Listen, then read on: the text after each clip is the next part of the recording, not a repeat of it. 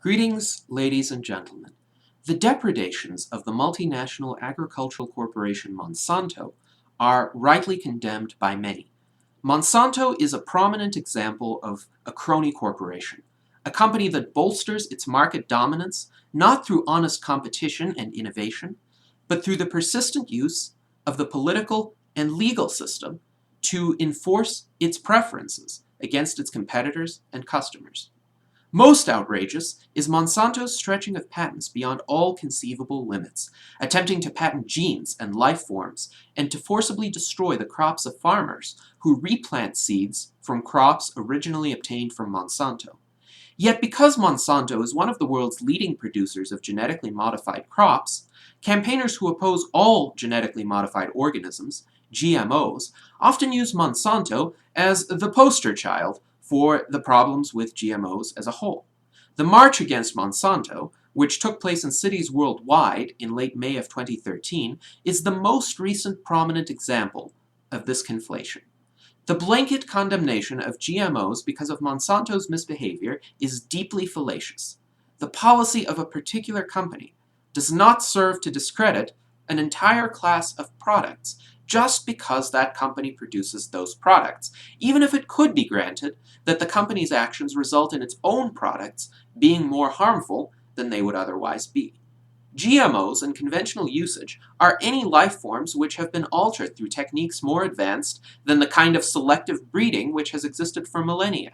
In fact, the only material distinction between genetic engineering and selective breeding is in the degree to which the procedure is targeted towards specific features of an organism. Whereas selective breeding is largely based on observation of the organism's phenotype, genetic engineering relies on more precise manipulation of the organism's DNA.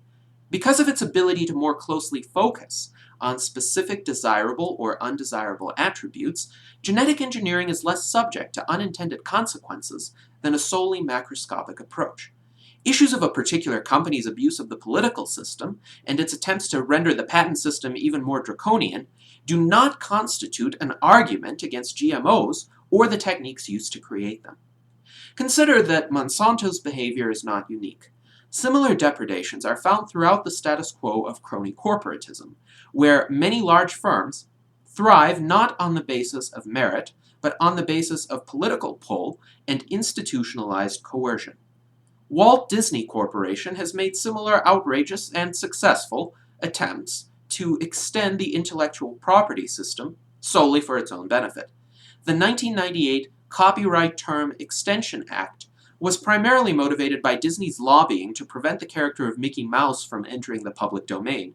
Yet are all firms and all animated characters evil or wrong because of Disney's manipulation of the legal system instead of competing fairly and honestly on the market? Surely to condemn films on the basis of Disney's behavior would be absurd.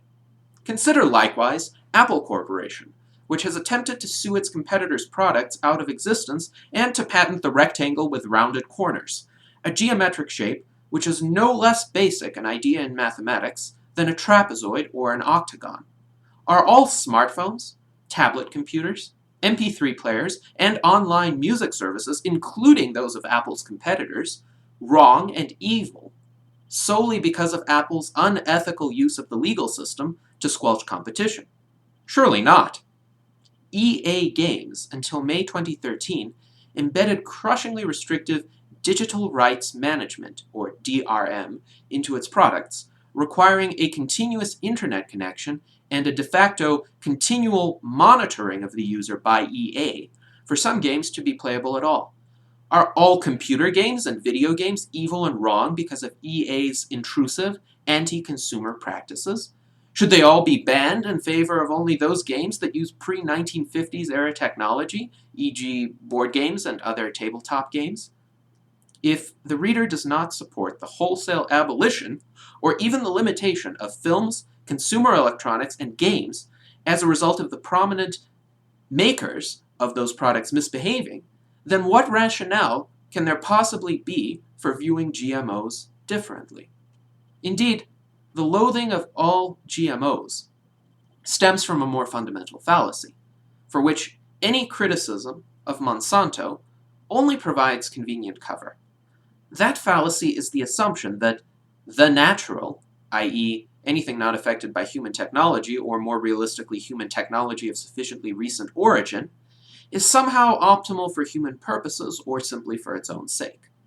While it is logically conceivable that some genetic modifications to organisms could render them more harmful than they would otherwise be, though there has never been any evidence of such harms arising despite the trillions of servings of genetically modified foods consumed to date, the condemnation of all genetic modifications using techniques from the last 60 years is far more sweeping than this. Such condemnation is not and cannot be scientific. Rather, it is an outgrowth of the indiscriminate anti-technology agenda of the anti-GMO campaigners.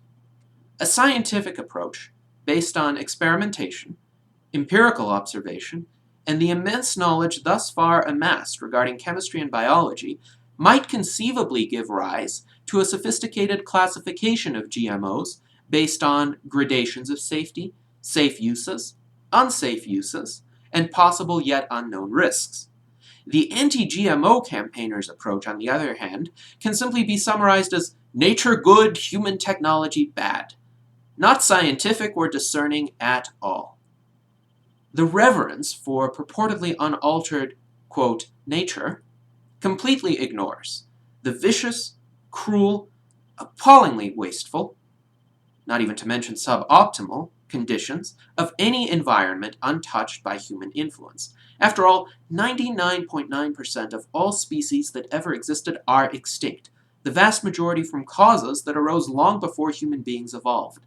The plants and animals that primitive hunter-gatherers consumed did not evolve with the intention of providing optimal nutrition for man. They simply happened to be around, attainable for humans, and nutritious enough that humans did not die right away after consuming them, and some humans, the ones that were not poisoned or killed hunting or murdered by their fellow men, managed to survive to reproductive age by eating these so-called natural foods. Just because the primitive paleo diet of our ancestors enabled them to survive long enough to trigger the chain of events that led to us, does not render their lives or their diets ideal for emulation in every aspect. We can do better. We must do better. If protection of large numbers of human beings from famine, drought, pests, and prohibitive costs of food is to be considered a moral priority in the least, by depriving human beings of the increased abundance, resilience, and nutritional content that only the genetic modification of foods can provide, anti-GMO campaigners would sentence millions, perhaps billions of humans to the miserable subsistence conditions and tragically early deaths of their primeval forebears, of whom the earth could support only a few million without human agricultural innovations. We do not need to like Monsanto in order to embrace the life-saving, life-enhancing potential of GMOs. We need to consider the technology involved in GMOs on its own terms, imagining how we would view it if it could be delivered by economic arrangements we would prefer. As a libertarian individualist, I advocate for a world in which GMOs could be produced by thousands of competing firms, each fairly trying to win the business of consumers through the creation of superior products which add value to people's lives. If you are justifiably concerned about the practices of Monsanto, consider working toward a world like that, instead of a world where the promise of GMOs is denied to the billions who currently owe their very existences to human technology and ingenuity. Thank you very much.